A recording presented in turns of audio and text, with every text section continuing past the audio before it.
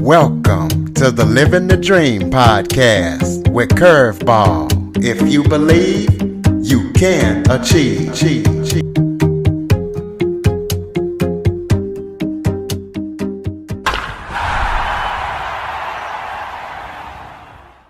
Welcome to the Living the Dream with Curveball podcast, a show where I interview guests that teach, motivate, and inspire. Today, I am joined by suicide loss survivor and mental health counselor, Sarah Gaer. Sarah has decades of experience in the mental health counseling field. She has worked with veterans and first responders, so we're going to be talking to her about her perspective on mental health and all the work that she has done. So, Sarah, thank you so much for joining me today. Thank you so much for having me. Why don't you start off by telling everybody a little bit about yourself? Sure. So that was my bio, but I think being a suicide loss survivor is a really important part of my identity. It really shaped who I am as a person and how I show up to my work in all of the contexts that I do work in. And I feel really fortunate. I feel really honored to be able to spend time with people, especially in the trauma response work, which is, often the hardest moments of people's lives. So you say that you are a suicide loss survivor. Explain to the listeners what that means. Sure. So we talk about suicide loss survivors. When I first lost my best friend to suicide, it was pretty much a description that was reserved for families, which makes sense in some ways because certainly, losing a parent or a sibling has a very, very, very huge impact on someone. But now we recognize that anyone who lost somebody that they loved or cared deeply about is a suicide loss survivor. So for me, in 1998, I lost one of my best friends, still in my lifetime, really, to suicide. And it completely shifted, I think, my whole life, probably. Well, I'm definitely sorry for your loss. Well, thank you.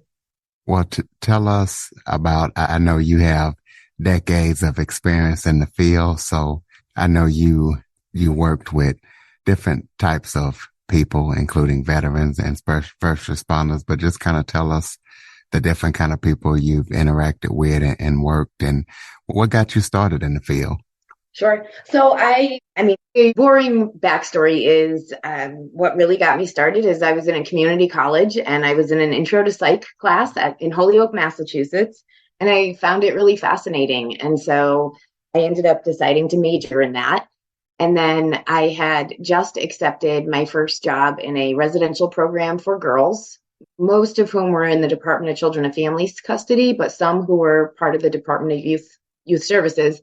And in between when I was offered the job and when I was supposed to start, my best friend died by suicide. And I just felt like I couldn't do it. It was too close. These were kids who all had terrible struggles in their lives. And I was really afraid. I guess if I'm being honest, maybe I was afraid I couldn't help them because, here I am having watched my best friend struggle for so long. And the ultimate truth was I couldn't help her. And so I chickened out. I did not want to take the job. And my mom, who is an absolutely brilliant woman, said to me, you can always quit later. Just try it. So I find myself at 20 years old working in a girls' residential program with all of these kids who had incredibly hard lives. And I loved it and I loved them. I did find it, if I'm being honest, too hard for a bunch of reasons. And I will speak very honestly about that. One is I don't agree with the way the kids were being treated. It was very punitive. Back then it was called behavior modification. And I did not think that it was helpful to the kids. And so I decided to go into doing a different type of work with youth, which was therapeutic outreach. And I loved that. These were all kids who were in the Department of Mental Health. And my job was to give them fun, to help them learn social skills and, take them to the park and bowling. And I loved it. But what I didn't realize when I took the job is that sometimes it was going to mean I had to drop kids off in homes where I didn't think they were safe. And that really, really wore on me. And so I decided that I wanted to go back to school and probably not work with youth anymore, even though I really loved them. So I did that. And next thing you know, I decided this was my brilliant plan, right? So it's just evidence that as we get older, thankfully we learn. I decided that working in substance use treatment would be way easier on my heart and soul than working in residential or even outreach programs for youth. So I took a job at Therapeutic Community, which was called Phoenix House, and absolutely loved it. It was mostly men, and most of them were coming out of prison, and all of them had substance use issues. And it was really interesting the day that I realized, I think we had built forts with pillows and blankets in the living room, and all of a sudden it hit me that these people were actually the same people that had been my kids. They were just older. And that was a really interesting realization to have. And so I did that for a while. And ultimately, in the long run, I decided to go back to school and study trauma because I have come to believe that trauma is at the root of so many issues that people in America face. And it's often not being addressed. We're only dealing with the obvious symptoms in the moment, like the substance use. We're not asking the questions about why is this person in this place? Why is this person feeling the way that they're feeling? So I wanted to go to school and learn how to help people, which is what brought me to working with veterans. And I don't want to bore you with all the details, but from there, I found myself super fortunate to become the team leader, for a crisis counseling program through FEMA to address the needs of people in Western Massachusetts after the tornadoes that struck in 2011. And so it was one of the most amazing professional experiences of my life because we worked with all walks of life, including a lot of new Americans. And so it became a real area of passion for me. And then I was so impressed by the organization that ran that program. I begged them to keep me. And it turned out the only job that they had available at the time was suicide prevention with men. So I took it thinking I would do that for a couple of years, learn as much as I possibly could about everything, and then move on, and found myself there until COVID hit, at which point I was the senior team leader for the COVID-19 crisis counseling program in Massachusetts. So that finally wrapped up, and now I am out on my own. I am working on getting the books that I have done over the last 5 years out because we published them during the pandemic and did not think about the fact that we would not market them during the pandemic because we were all doing other things. So here I am trying to catch up. Speaking of those books, tell us about those books. Tell us what listeners can expect when they read them and where to get them. Yes. Thank you, Curtis. I am extremely proud of it's a series of 4 books that are all about men's mental health. It's called Guts, Grit, and the Grind, the Mental Mechanics Manual. And it was really born out of my experience of working with first responders, actually, where, I found when I was doing trainings and such, it was really hard to get people to open up, predominantly men, to open up and talk about the trauma and the stress and, any other issues around mental health. But interestingly enough, when they had a chance to get me by myself, they would share the most incredible stories. And day after day, I thought to myself, I really wish that the guy I spoke to 3 days ago could hear this guy's story, because there's so much healing that happens when we hear from other people who have had similar lived experiences to us. And so I reached out to my friend Sally, who is this kind of superstar in the suicide prevention world, specifically with men's mental health, because she lost her brother to suicide. So that's what's really driven her passion. And I said, Sally, I have this really crazy idea. What if we collected men's stories and made an anthology out of it? And she made the mistake then. I don't know that she would make it again, but of going, that's a great idea. So anyway, we put out a call for submissions, asked for men to share their stories with us about hardships and trials, and most importantly, how they came through those hard times. And Curtis, can you believe we thought this was going to be one book? We'd get it done in maybe a year. Well, 5 years it took us, in part because we had so many submissions that we ended up having to make 4 books, or it was going to be over 700 pages. And so these books are filled with stories ranging from what we call general maintenance, which is how to keep yourself from ever having any significant mental health challenges, to experiencing suicidal intensity and how people have survived that, or how they got through, the homicide of a loved one. So it's a huge range of stories. But the idea at the end of the day is that It's really important for men to open up and talk about these things, but also to see that there's hope, that even when life feels really hopeless, there are pathways to finding a life that feels worth living. So you can find all four of those books. Again, it's the Guts, Grit, and the Grind Mental Mechanics Manuals, and you can find all four of those on Amazon. So tell us, who was your biggest mentor doing all the work you've done? I have been incredibly lucky, Curtis. I've had so many people take me under their wing. I would say Sally Spencer Thomas, who I had just mentioned that I did the book with, has been a huge mentor for me, especially as another woman working in men's mental health, which there's not a ton of us. She's really sort of paved the way and believed in my vision, and that's been super, super important. She's also been really supportive of my interest in the idea or the concept of the soul, which a lot of people in the mental health field, sort of not as much as I expected. I shouldn't say that. I expected that everyone in the mental health field would kind of, poo poo me talking about the soul, but I've actually had a much better reception than I thought.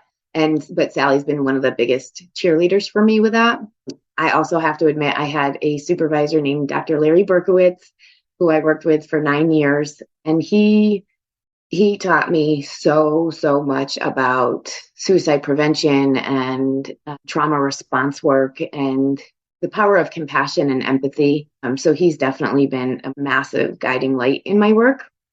And then I feel like I could go on for days. One last person, a very dear colleague of mine, her name's Joanna Bridger, and she has a website called Safety, Hope, and Healing. And her passion's really been all sorts of things, but especially around doing trauma-informed work with schools. And, when we talk about suicide prevention, we often talk about upstream, and that means catching people as young as humanly possible. And in a lot of instances, that's in schools, catching these kids before they've been stamped with a bad kid label and convinced by the world that they are a bad kid. So I am grateful for all that I've learned from her. What is one thing that you've learned in the mental health industry that you think that would help people, or that everyone should know? One thing that I've learned in the mental health field that I think everyone should know. I'm going to try to say this the right way. I guess one thing that I have learned over and over and over again is that everything's relative. People spend a lot of time getting into competitions about who's had more pain and who's had more trauma. And both in the context of saying, well, you haven't had it that bad because I went through this, but also we do it to ourselves. We say, I haven't had it that bad because look at this terrible thing someone else went through. And what I've learned is to just appreciate everyone's journey, that it doesn't matter if someone else has had it better or worse. What matters is what your experience is. And, I think that's been really helpful for me, both finding space to respect my own lived experience with suicide loss. And, I lost my dad almost 2 years ago now, but during the pandemic, not of the pandemic, but during it. And really giving myself permission to own my stuff and know that it's not a competition. None of these things are a competition. There's no winners for most of these challenges people face. So give us some tips I know you talked about how to try to avoid having mental health challenges, and how we can help someone in our life that might be having some mental health challenges. Yeah, Curtis, the thing I've learned, and I just can't stress this enough, it's human connection. It shows up in all different ways. For some people, that connection's at church. For some people, that connection's in an AA meeting. For some people, that connection's at home. But, the importance, especially I feel like over the last few years with the pandemic, and, most of us are really worn down, and the need to stay connected with each other and ourselves. And so when I talk about soul care, which is different than self-care, it's significantly more sort of in depth and deeper than what most people think of as being self-care. But there's this term in Gaelic, and it's called Anam Cara. And what Anam Cara means is a soul friend. And I think it's a really beautiful idea. And basically what that means is it's that person in your life that you can show up just as yourself with. You don't feel like you have to put on a mask in front of them. You don't have to pretend to be happy when you're not. You don't have to watch what you say. You can just truly be yourself around them and know that they appreciate you, and vice versa. They can be themselves around you and have safety that you appreciate them. I've been lucky. I feel like I've had a lot of Anam Karas in my life. Certainly my best friend who died in 1998, I would describe her as having been one of those people for me. And so I think it's really important for all of us to remember the people that matter the most in our lives, and to find ways to stay connected to those people. And especially, in a time when things are so hard, I see, at least on social media, that people are often allowing themselves to, end relationships and disown family members and friends over, things that I don't know that they're worth that.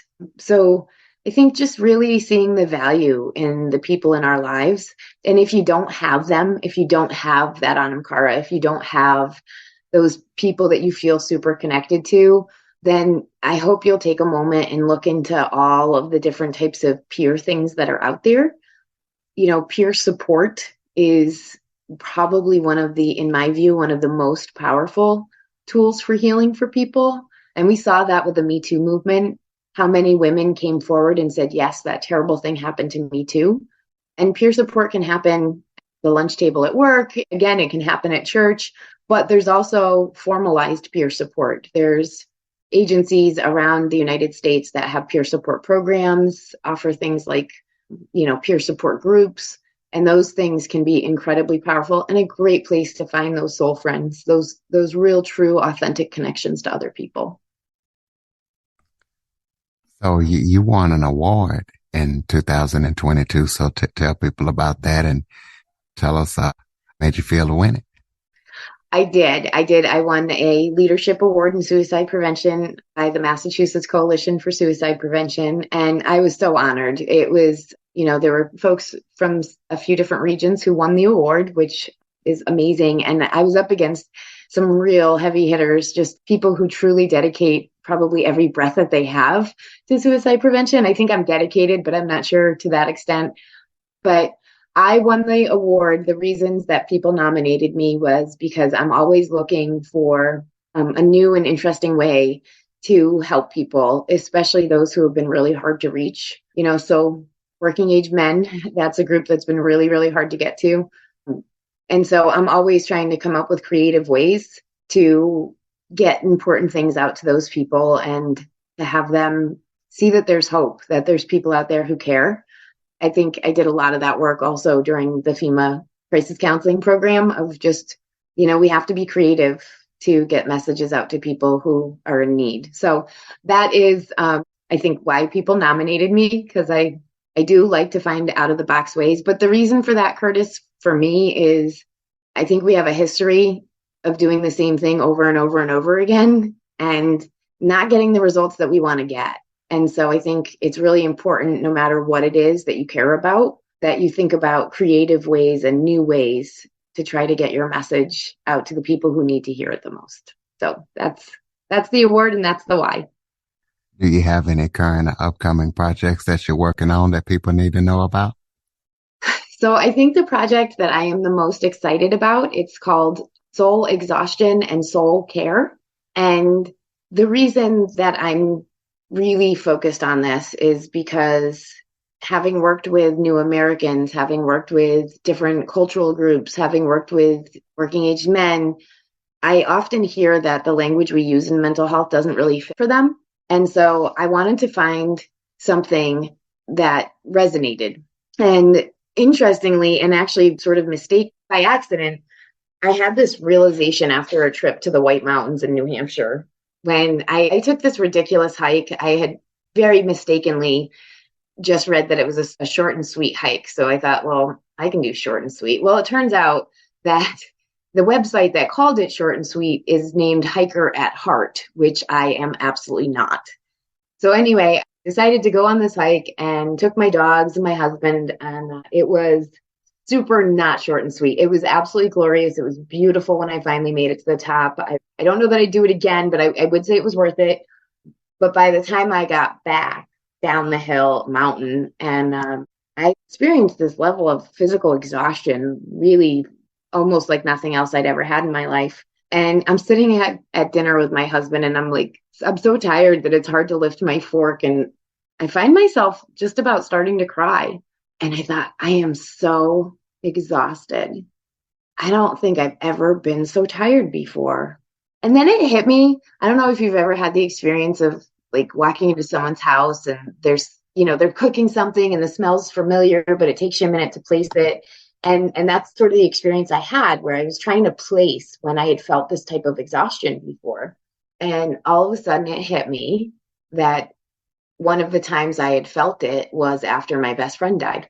And then I thought to myself, but that it was different because this is physical exhaustion and that was soul exhaustion. And so from that moment was born this idea of soul exhaustion, which, full disclaimer, other people have used that term, but they're not using it in a mental health way, which I am using it in a mental health way. And so I started doing some informal research, and then I've actually done some more formal research, really looking at what people believe about the soul. And it's fascinating because about 90% of people that we have surveyed report that they do, in fact, believe in the soul. People have different ideas of what exactly it is, but they believe in this idea. And so I think the most powerful definition that anyone's given me, it was actually an English language learners classroom at a community college here in Connecticut. And I asked this group of students who were all learning English what they thought the soul was. And one young woman looked at me and she said, "It's the real me. It's the me when you take all of these other things away, the sadness and the anger and the trauma that I've had. And when you just see me, the soul is just the real me." And so I'm really excited about this idea of, what does that mean, the real you? And what happens when the real you is wounded or tired? And how do we take care of that? So I started looking into some of the ways that the soul gets exhausted, which I think COVID-19 for sure is exhausting people's souls. But I also think, all of the other hardships that we have faced in our country over the last few years, I think it's worn a lot of us down. So then the next question, of course, is, well, how do we fix this problem? So I started diving into that with first myself, but also talking to lots of other people. And some of the ways that you can take care of your soul that we're coming up with is finding meaning in life, something that really matters. Maybe for you, Curtis, this podcast is meaning, right? But finding something that really means something to you. We also are looking a lot at forgiveness, because holding on to that anger and sometimes the guilt can really do damage to the real us. So I'm looking a lot at forgiveness. And then, but also things like taking an epic journey, whatever that looks like. So just thinking about our wellness and what we as human beings need in a little bit different way than the mental health field generally talks about it. And also recognizing that if you're somebody who's been struggling with a mental health condition, it absolutely can exhaust your soul. It can really wear down on the real you. So it's not that the conversation about the soul, overrides the mental health conversations. I think the two things really do go hand in hand. So that's the project that I'm working on right now. I was really super blessed to have asked to do a keynote for the Missouri Suicide Prevention Conference this summer, and I'm really excited. I will also be presenting on soul exhaustion at the American Association of Suicidology this spring. All right. So people can keep up with everything that you're doing. Throw out your contact information. Absolutely. You can find my website at sarahgaer.com. You can also find me on LinkedIn or Twitter, all at Sarah Gaer. Sweet. Close us out with some final thoughts. Maybe something that I forgot to touch on that you would like to talk about, or just any final thoughts you have for the listeners. My final thought for everybody out there is, if you're feeling worn out and tired, it is so, so, so important that you take some time and rejuvenate yourself. I know it can be hard, especially if you're raising kids and have jobs. Sometimes that time is just 10 minutes, but taking that time for yourself, and especially to stay connected to the things that really make you feel alive. Always want to remind people that there are tons of resources out there for anyone who needs professional support, not to mention, of course, 988, which is the National Suicide Prevention Lifeline. And I think it's really important, Curtis, for people to know that 988 is not only available if you are having a hard time or you are thinking about suicide, but 988 is also available if you care about somebody and you're worried and you need some guidance. So 988 is a really wonderful, it's available 24 hours a day, 7 days a week resource throughout the United States. All right, ladies and gentlemen. So if you are having mental health challenges or somebody that you know is having mental health challenges, be sure to dial 988. Sarah, I'd like to thank you for joining me and let everybody know to follow, rate, review, share this episode to as many people as possible. And of course, if you enjoy this episode or the show in general, please be sure to tell a friend. Sarah, thank you so much for joining me today. Thank you so much for having me, Curtis. Be well. For more information on the Living the Dream podcast, visit www.djcurveball.com. Until next time, stay focused on living the dream.